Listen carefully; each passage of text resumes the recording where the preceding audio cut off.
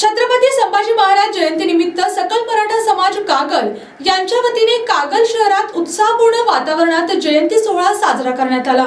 तर पाहुयात आजची सविस्तर बातमी। निप्पाणी वेस कागल येथे उभारण्यात आलेल्या छत्रपती श्री संभाजी महाराज यांच्या पूर्णाकृती पुतळ्यास पुष्पहार अर्पण करून अभिवादन करण्यात आले। या कार्यक्रमाला मराठा समाजाची मोठ्या संख्येने उपस्थिती लाभली होती। यावेळी कागल पोलीस ठाण्याचे पोलीस निरीक्षक गंगाधर घावटे यांच्या शुभ हस्ते छत्रपती संभाजी महाराजांच्या पुतळ्यास पुष्पहार अर्पण करण्यात आला।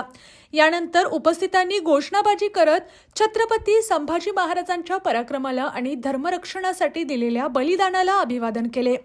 संपूर्ण परिसर भगव्या पताका, फुलांची सजावट आणि जयघोषांनी दुमदुमून गेला होता। कार्यक्रमाच्या प्रारंभी छत्रपती संभाजी महाराजांच्या जीवनकार्यावर प्रकाश टाकण्यात आला। हिंदवी स्वराज्याच्या रक्षणासाठी त्यांनी दिलेले योगदान, शौर्य, पराक्रम, राष्ट्रनिष्ठा आणि धर्मासाठी केलेले बलिदान यांची उपस्थितांनी आठवण करून दिली।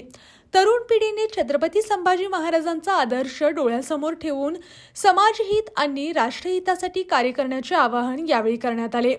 या जयंती सोहळ्यास सकल मराठा समाज कागलचे अध्यक्ष श्री नितीन दिंडे यांच्यासह श्री नाना बरकाळे, श्री सचिन मोकाशी, श्री विक्रम चव्हाण, श्री विश्वरूप संगपाळ, श्री नितीन काळभोर, श्री संजय ठाणेकर, श्री शशिकांत भालबर, श्री दीपक मगर, श्री अरविंद लाड, श्री राजेंद्र डोंगरे सर, श्री पवीन गुरव, श्री संजय चितारी, श्री रणजित पाटील, श्री विजय वाडकर, श्री जयदीप पाटील, श्री दिलीप घोरपडे आदी मान्यवर व सकल मराठा समाजाचे पदाधिकारी, कार्यकर्ते आणि मराठा बांधव मोठ्या संख्येने उपस्थित होते।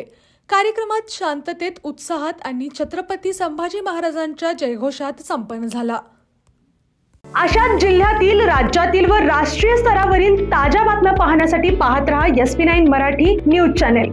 या चॅनेलच्या माध्यमातून विविध क्षेत्रात उल्लेखनीय कार्य करणाऱ्या मान्यवरांच्या प्रेरणादायी मुलाखती तसेच महत्त्वाची माहिती आणि घडामोडी आपल्यापर्यंत पोहोचवल्या जातील।